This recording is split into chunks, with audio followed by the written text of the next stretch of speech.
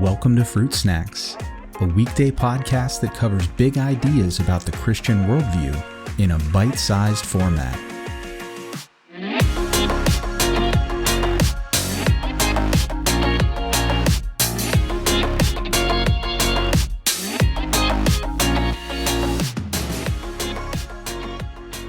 Hey everyone, welcome back to another episode of Fruit Snacks.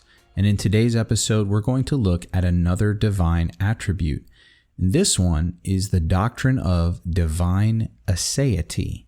Now, this is a bit of a head scratcher, but the doctrine of God's aseity is essentially this idea that God is eternal, but more than just being eternal, it's also that he is self-sustaining and self-sufficient.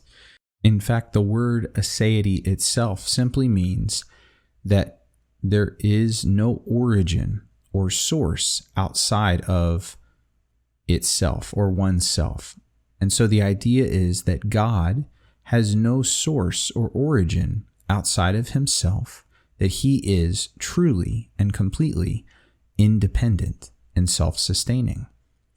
Now, we see in passages in the Old Testament like Isaiah 44 and 45 that talk about God being before all things. And from these verses and other verses, we get this concept from Scripture that God has always existed, and by implication that God couldn't not exist. The idea that any other thing could exist equal with God or somehow alongside God is just not one that we find in the Bible.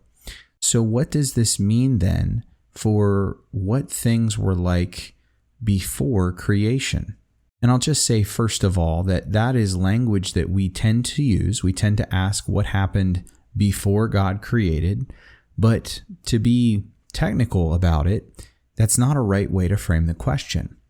And the reason I say that is that if time itself came into existence at the moment of creation, then it doesn't make sense to use the word before in any chronological sense, because there was no before creation. Creation was the first moment in which time existed.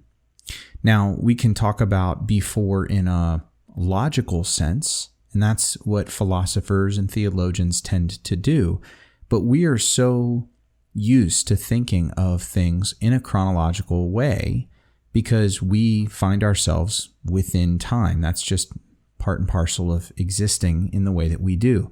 It's very difficult for us to conceive of anything or anyone existing outside of time.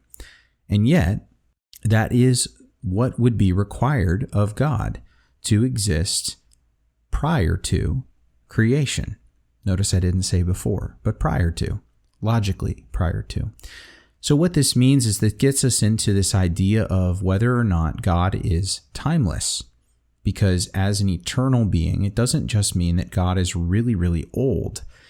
It means that God is altogether different in some pretty fundamental ways. And one of those would be that he is timeless, that God exists changeless and outside of time, and he would have done so perpetually, forever, until the moment that God decided to create. And so some philosophers and theologians have said that prior to creation, God was timeless, because prior to creation, no other thing existed except God. But upon the moment that God chose to create, and anything else besides God came into existence, when time began, God entered into time and was no longer timeless. And so God is now eternal in a sense of he will never end and he has no beginning or end. Now, this doesn't mean that to say that God has always existed or is the origin of himself, it doesn't mean that we're saying that God doesn't have a cause or that God doesn't have an explanation for his existence.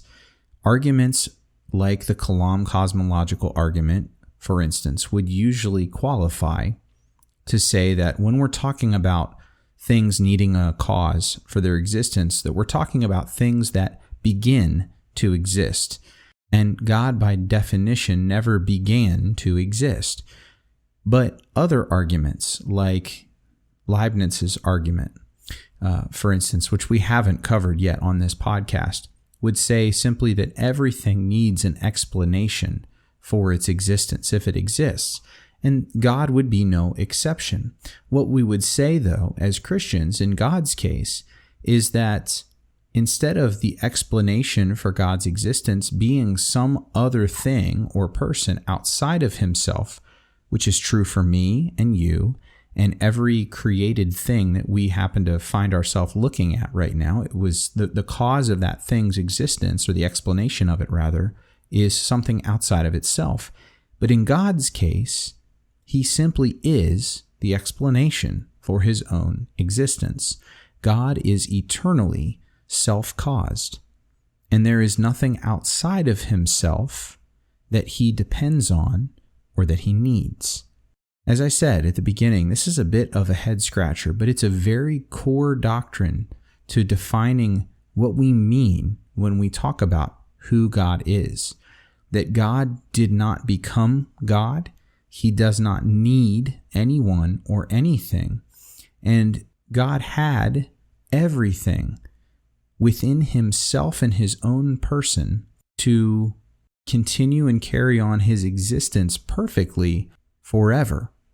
And so what that means is that God's choice to create us did not arise from some lack or some need on his part, but out of his great desire to share who he is with his creation.